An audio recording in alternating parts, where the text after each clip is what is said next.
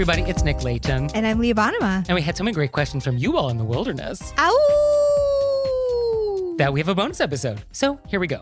Our first question is, quote, I have a friend who recently moved to a new apartment in New York and created a housewarming registry.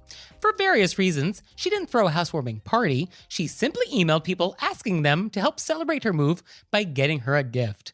While she included close friends who would have gotten her a gift anyway, she also emailed anyone whose wedding or baby shower she has attended over the years, including people she hasn't spoken to in close to a decade. Her rationale is that she has spent thousands and thousands of dollars celebrating people's weddings and babies, and she doesn't see how she will ever recoup any of those costs in the same way. For context, she has been single for a long time and says she doesn't want any kids, so she sees this as her only opportunity to get something in return. I get the unfairness of the fact that major life celebrations are traditionally centered around things like marriage and parenthood, while great solo accomplishments do not get as much attention. And there's a whole Sex and the City episode where Samantha complains about this exact thing. And while it is lovely to attend these events, they do add up. So I do understand why it's irksome to always be the giver and never the receiver. But I get the feeling that sending a housewarming registry to dozens of people, some of whom were contacted completely out of the blue and aren't even close enough with her anymore to even know that she moved, is tacky and aggressive. Thoughts? I have many levels of thoughts on this. Oh, I have lots of levels. Yeah.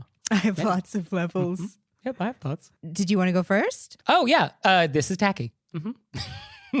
Actually, I have one level. That's kind of my level. Yeah, I think I just have one level here. I think if I received this and I hadn't seen this person in a decade, I would think, wow, you have some nerve.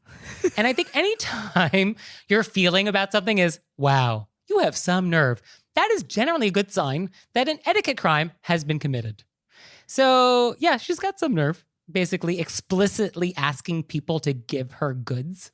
Yeah, that's tacky. I do think the idea of like recouping from friends. Recouping? Yeah, that's a very financy word. Yeah, strong word choices, because I don't think we think of giving things to people as that kind of, I did this and now you owe me. Yes, this person definitely feels like her relationships are a ledger. It's an Excel spreadsheet with credits and debits, and we're kind of keeping track. And that's a dangerous thing when it comes to etiquette. But I do think outside of that kind of language and sending people that you haven't talked to in 30 years, an invoice, basically. Yeah, I do think that a lot of times we have very set, as our letter writer noted, set celebrations that we do, marriages, baby showers. Right. And so people who have very big life events that they want to celebrate, I do think there should be a way that we can be like, here's a big life thing I'm doing. I'd love to celebrate and share with everybody. I do think that that's very cool. Well, there is a way to do that, and it's to have a celebration where we celebrate that thing. And that's perfectly fine. If I have a new house and I want to invite people over to celebrate this with me, I am free to do that. I pay for that event myself. I make sure all my guests are comfortable with food and drink and happiness, and that's great. And if my guests wanted to bring a gift, they can. They're not obligated to do so, and that's fine. But we can still celebrate that accomplishment. I think the problem is that we are associating celebration with receiving goods and services. And so that's where we get into trouble, when like celebration equals gift, and that's not actually true. Outside of the way it was done, there's this little voice inside of me that can feel the friend in here being like, is there a day that I could get presents too? You know what I mean? In more of this like... Yes. Well, I think there is a feeling of unfairness. Our person in the story, the star of the story, feels like this is an unfair system, that I have outlaid all this cash for all these other celebrations, and when will it be my turn? And she feels like society doesn't give me an opportunity as a single, non-child person to receive the same level of gifts, I guess. And so she feels like this is an unfair thing. And okay, I understand. But also, she was not obligated to spend all this money on other people's gifts. Like, you don't have to spend a lot of money on thoughtful gifts. So like that wasn't required either. Right. That's why I wonder if the person in the story, not the letter writer, at some level, it's not even about the actual gift. They just sort of want attention. Oh, it's about justice. It's just like a me day. They want it to be a me day. And they definitely went about it all wrong. But I can understand that wanting a me day. Like, here's a big thing I did. Okay. Yes. Although I think etiquette would definitely frown upon the concept of a me day. Although, said the person that has a Nick Leighton Appreciation Day on the calendar. So I don't know if I'm exactly a neutral voice on this topic, but um, yeah, I get there's an idea of like wanting to be celebrated and feeling like I have less opportunities in my life for that same level of recognition. Okay, yeah, that's fair. Because of the way society has set up what we recognize. Right. I'm not saying that makes the rest of it okay. I'm just saying at the core, I see why when a person would want to be like, this is a thing I want to have as a celebration that I did. In my life, this is a big thing. Yes, I think the hazard here is that we are equating recognition with gifts. And so those things are a little incompatible. Like basically sending a announcement that I moved, that would be one thing. Sending a request for goods is tacky. And I think anytime you actually specifically ask people to buy you things, this is always tacky. Like even in a wedding, it's a little tacky to be like, here's a list of things you should buy me. Like the registries are a little tacky in that way. So I think we always want to avoid that. There is the pageantry that we need in the wedding, which is like, yes, you do buy a wedding gift if you go to a wedding, but you're not explicitly demanded to bring the gift. Like there's just that sort of unspoken rule, which is etiquette. And so by explicitly telling people to buy you things, and I'm not even going to have a party, I'm just going to send you a link. It's tacky. Yeah, at the end of the day, it's tacky. But I get it. Yeah, I get it. I get it. But yes, I think it's tacky and aggressive and it shouldn't be done. But also, I'll buy you a present. Good for you, moving. It's horrible and hard. Yes. And I think your close friends, which is the people you want anyway to be celebrating this with you, they're going to get you a gift and that's great. The move here, if that was a little bit of a mistake, was the wider list. Yeah. To send the invoice. Makes me laugh. Because it is, and I know it is tacky and aggressive, but it is very funny in many levels where she's like, I've been to y'all's baby stuff and your marriages, and here's me. I mean, it's like that lady who started reading when people just do something kind of wild and you're like, I'm impressed. Right. I'm impressed. You know what I mean? Like that's a bold move and I respect you for it. Yeah, that's what it is. It's the boldness. Like if I had not seen this person in a decade and I got an email which was like, I went to your wedding, I bought you a gravy boat, I'm never going to get married, I'm not going to have kids, but I just got a house and here's the registry link. You know what? I would buy you a gift then. It's so true. If it was worded like that, I would be It was worded exactly like that. It'd be like, I'm never going to have kids. I'm not going to get married. I just bought a house. Here's the registry link. Thank you so much. You know what? Slow clap. I'm going to give you a slow clap for that. And I'm going to go to the registry. I'm going to buy you the mixer. Yep, I'm going to do it. Yes. If it was worded like that, though, too, I would be like, I would almost have to high five them. I'd be like, wow. Yeah. It would be pretty wonderful. Yeah. So I think if you're going to do this, go all in. Don't pretend that you're doing something that's good etiquette. Yeah. That's actually probably the problem. She feels like this is her only opportunity. And so she thinks it's sort of like, oh, this is an etiquette approved opportunity to get gifts. And it's like, oh, it's not. Yeah, I'm going to slide it in. Yeah. No, you can't slide into this sort of present DM. No, you just got to be real bold about it if you're going to go there. You got to own what you're doing. Yeah, own it. In which case, KitchenAid's on its way. Oh, KitchenAid's so nice. So our next question is, quote, is it rude to add ice cubes to your wine? I just wrote like a lot of ha-ha-has after that. Okay, why? I don't think it's rude. I think it's some people like ice cubes in their wine, and it's always very funny when it happens. Yeah, I mean, I think there are a lot of thoughts on this. I mean, I think it kind of depends on who you ask and where you are. I only think it's funny because some people are so against it, and then some people just always do it, that to see the people who are like so against it get upset by those who do it, and you're just like, they're just putting an ice cube in it. Yeah, I mean, this is not the worst thing in the world, right? Like in general, my first thought was that wine is about enjoyment. And so at the end of the day, if this is how you enjoy this beverage, then have at it. Like no harm, no foul. I think it should be said, though, that when you add ice to wine, you are diluting it. And so much about the experience of wine drinking is the aroma and the taste and all that. And so, like, if this is a nice wine, then you're kind of losing some of the things that are making this nice wine sort of nice. So it's kind of like, a Kobe beef well done with ketchup all over it. Like, it's kind of a waste of that thing. But if that's how you like your steak, then, like, have it well done, have at it. But I think that's where people are kind of coming at this from. Right. Also, some people are diluting it on purpose because they want less alcohol, or they get drunk quickly, or they actually like very cold wine. And I think no big deal. Yeah. I mean, I think on a hot day, you're sitting poolside at Soho House with a glass of rosé with ice in it, like have at it. Have at it. I think people do get judgy with people who put ice cubes in their wine. It's like, just let them put ice cubes in their wine. Yeah. Well, there's also a lot of judgment around alcoholic beverages in general. Like, what do you order at a bar? Like, what's your beverage? A lot of shame around drinking Cosmos today. It's still a good drink, I guess, on some level. Yeah, it's like, let people enjoy what they enjoy. Yeah. Like, what's it to you? Like, it doesn't affect your life. So if you want to put ice cubes in your rosé, like, have at it. Have at it. That's exactly what it is. What's it to you? What's it to you? And it should be noted that there are actually like wines specifically designed now to be drunk on ice. Moet, they actually have a whole champagne line designed to be on ice. So that's a thing. That's very fun. Oh, and speaking of Moet, can I just sidebar? So you do say the T. It's Moet. He was Dutch. He wasn't French. So the correct pronunciation is Moet. My guess is that Nick just helped out 75% of us. However, you do not have permission to make a big show of that at your next cocktail party. So I'm giving you that information, but you're not allowed to correct people if they say it wrong. Well, I mean... But then as long as we're talking about champagne names, Taittinger, it's not Tattinger. And it's not Bollinger, it's Boulanger. I'm pretty sure I've actually said Tangiers. I hope you're not getting champagne from there. You're getting ripped off. So back to the original question. Is it rude? No, I guess it's not rude. I mean, I think if I was hosting a party and I served you wine and you put ice in it, it would catch my eye in terms of like, oh, am I serving you something that's not drinkable or incorrect or too warm?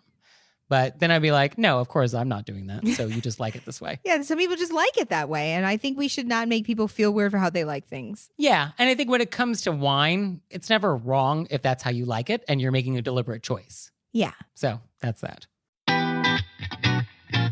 And now it's time for an intermezzo. Intermezzo. So today's episode is brought to you by Every Plate. So Leah, what is Every Plate? Every Plate is a meal delivery service, a meal delivery kit, if you will, but it's way more affordable than all the meal delivery kits out there. And recipes come together in about 30 minutes. Up to 30 minutes. So you may get one that you could pound out in 15 minutes. And they each come with this easy to follow recipe card and all the pre-portioned ingredients. So you don't have to spend a lot of time prepping. Which I also love because I'll overbuy something for a recipe and then I have like half a parsley left over and then it goes bad.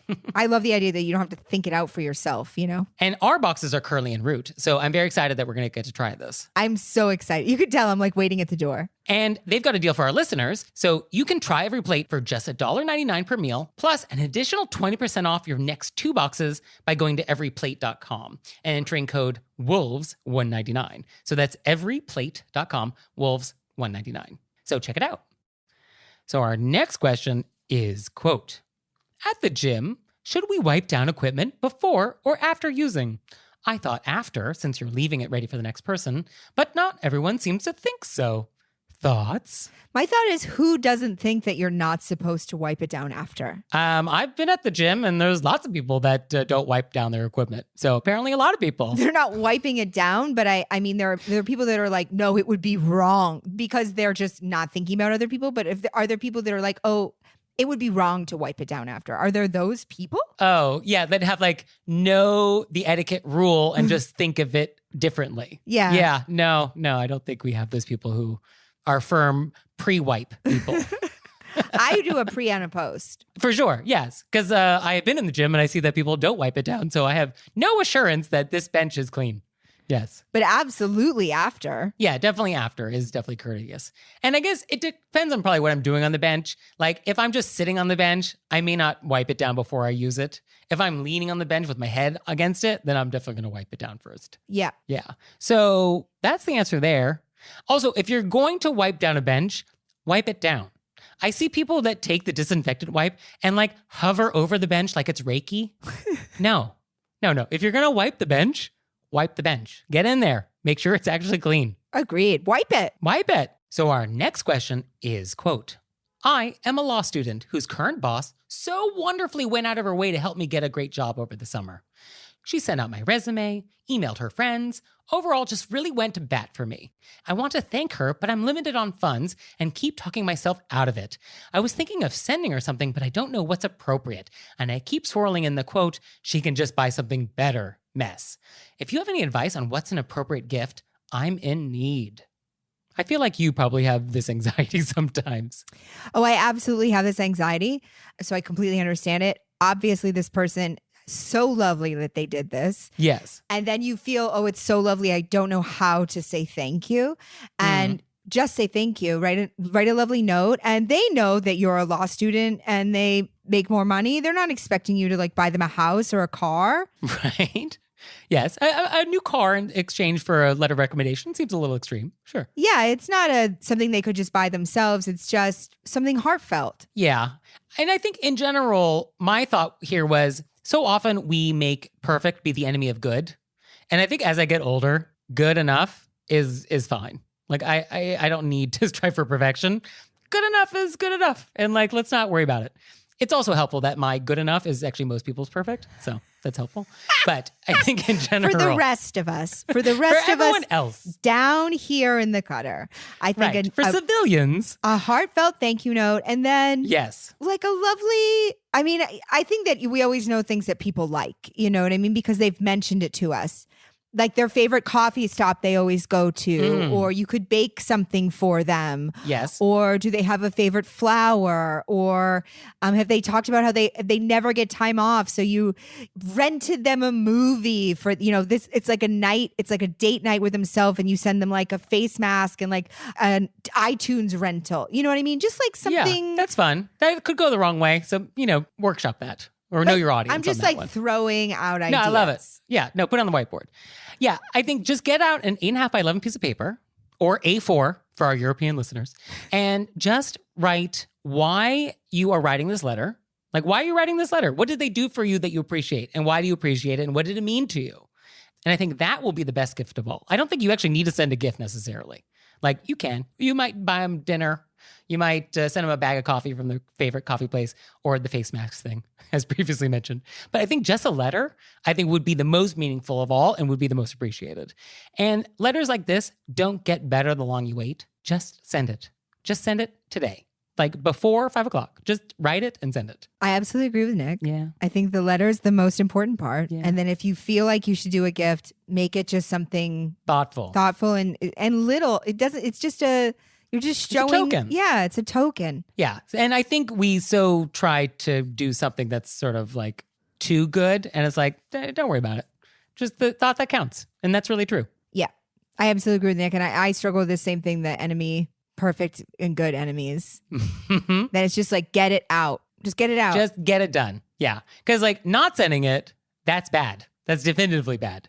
So sending something is going to be better than that. Yeah. So just do that, please. And they did it because they clearly believe in you and are excited for you and want to do this. Yes. And so that's why the thank you note is the most important part. So don't disappoint them. No pressure on that. So our next thing is a vent. And it starts with, quote, I just needed to vent. So we recently decided to have a gathering to celebrate the conclusion of a special work project for me and my colleagues. One person in the group, we'll call him Chad, insisted on hosting and insisted on having the party start fairly late into the evening, which was super inconvenient to most everyone attending.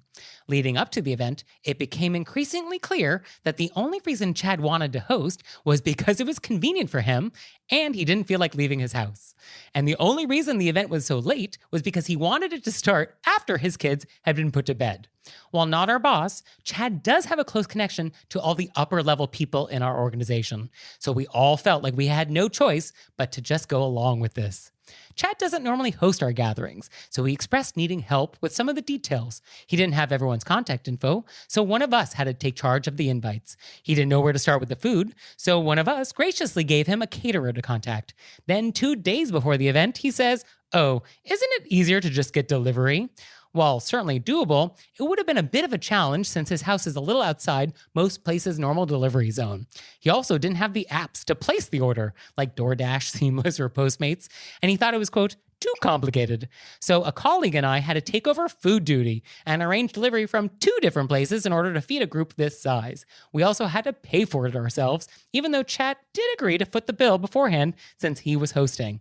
And he has yet to offer to reimburse us for what we spent. We also had to do the same thing for the beverage situation. So I just want to vent and say that if you insist on hosting, then please be courteous and responsible enough to handle the job, because in the end, the guests did all the work for him. And although at the party I enjoyed the time spent with everyone, I couldn't help but feel just annoyed the whole time. I mean, I started sweating halfway through it and I felt uncomfortable in my stomach. Instead of hosting, they should have been like, hey, can I not host? Can I do what the opposite of hosting is? Yeah, it's called being a guest.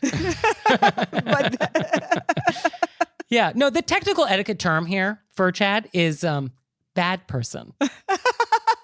That's the technical term. Oh, yeah. That's the dictionary definition. But yeah, if you're going to host, then host. And if you're not going to host, then don't host. But don't say you're going to host and then not host. It's like forced hosting. Yeah. We're doing this here. We're doing it on my timeline, but I'm not going to do any of it. Yeah. And actually, I'm going to also make you do all of it. Yes. So it's a potluck, but on my terms. Yeah, exactly. Like, what is this? In my parameters, you're doing it. Yeah. I mean, I definitely would think twice before going to any other parties that Chad hosts. Like, that's a thought.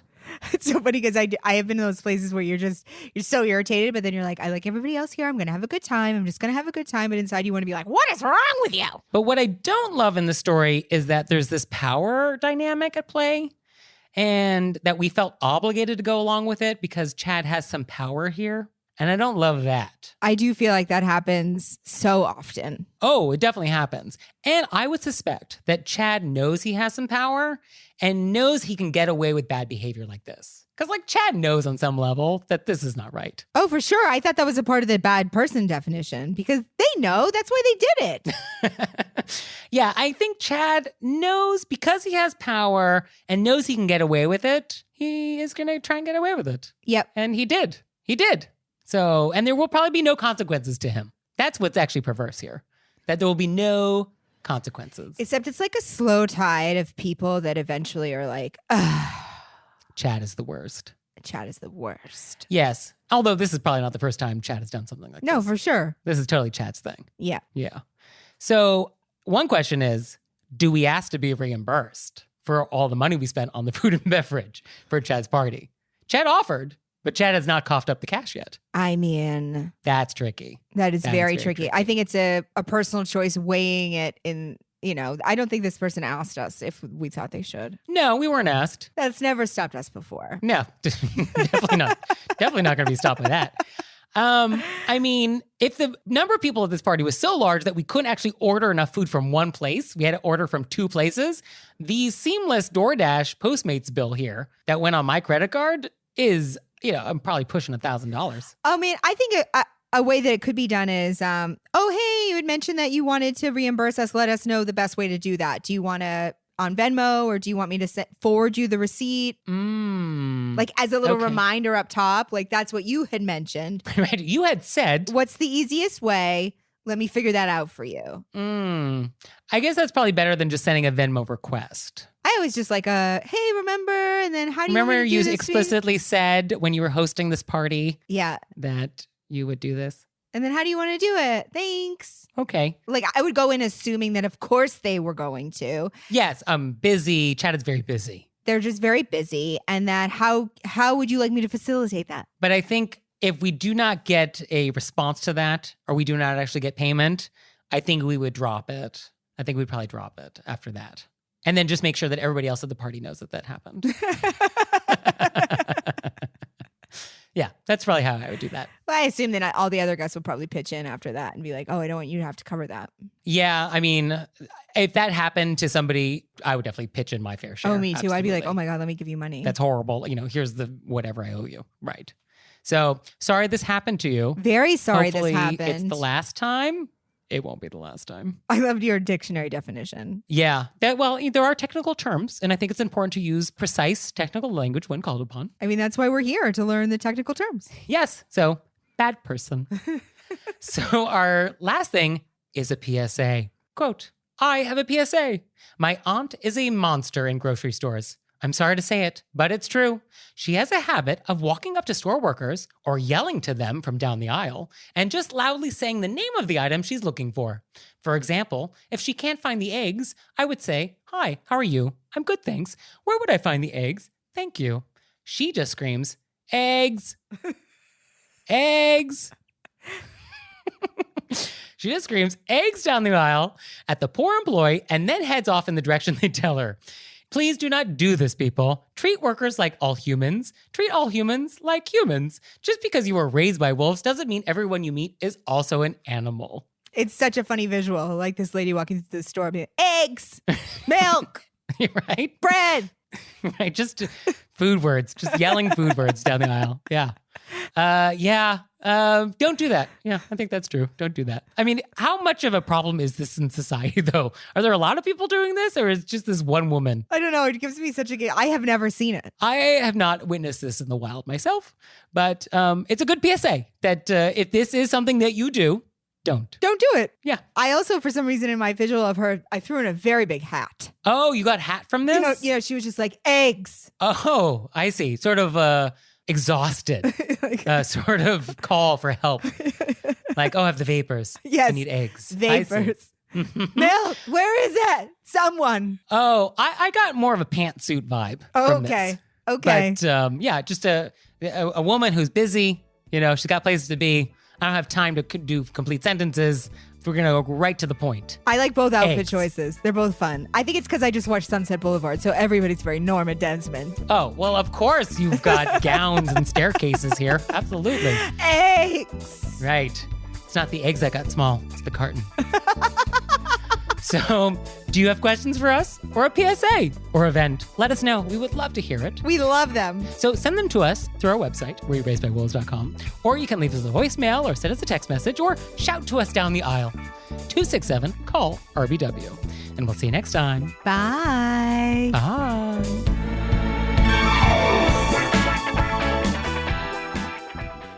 Eggs. Nice. I was also about to say eggs. So I appreciate you went for it. Oh, Leah, one more thing. What? Have you signed up for Patreon yet? I have. Me too. You out there, have you signed up for Patreon yet? No? Well, go to our website, wereraisedbywolves.com, click on monthly membership, check it out, because we would really appreciate it if you'd support our show. We love your support. We would. So please do that, and we'll see you next time. Bye. Bye.